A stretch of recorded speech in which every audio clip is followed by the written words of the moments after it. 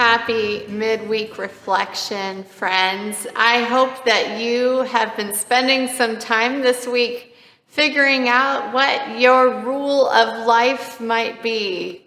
If you didn't get a chance to listen to my sermon, we talked a little bit in attending to the ordinances of God, or staying in love with God, or immersing yourself in the practices of love. Whatever you want to think about, we talked about creating a rule of life. And a rule of life is essentially a framework or a trellis for which you build your everyday practices around. And I also mentioned that we have this really great framework with our 3 general rules that can help create and define your rule of life. So do no harm, do good, attend to the ordinances of God. And while John Wesley talks about these ordinances, these things like prayer and communion and searching the scriptures, fasting and abstinence, worship, listening to sermons, he talks about all of these ways that we can attend to God through these practices, which are conveniently also the means of grace. I brought up within the sermon that I believe that we can actually attend to the ordinances of God in ways that maybe aren't listed in that kind of means of grace list, because John Wesley talks about means of grace being these ordinary channels by which we experience God's grace in our everyday life.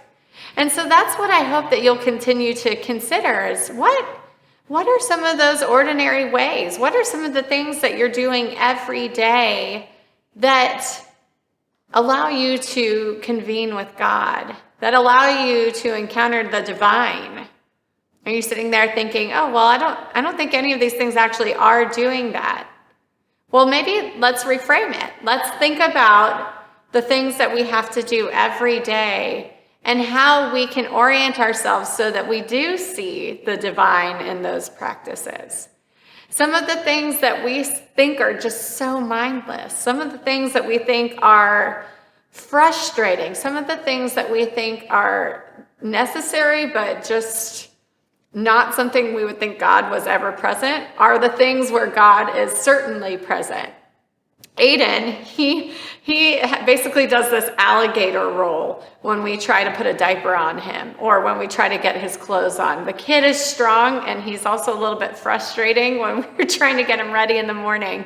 And one of the things that I've started to frame it as is, okay, this is a lesson for me in patience. How can I practice patience in a way that allows me to see that in every giggle, even when it's really, really frustrating me and we have a time frame that we need to attend to, every giggle is a gift from God. And every silly thing that he does, or every little meandering walk that Austin has, because he can walk very, very slowly. All of these things are a way in which we can see and slow down and be present in a way to observe God's creation and God's goodness.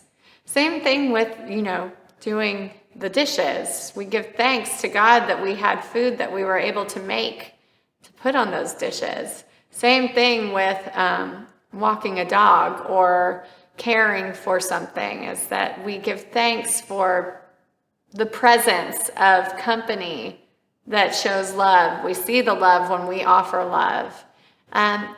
That is a way of reframing those ordinary moments into things where we can experience God's grace. And so this week, I invite you to think through and look at some of those things that you just say, it just has to be done. And consider what it might be that God is trying to say to you, even in those little tasks. I hope to hear a little bit about that next week. Take care.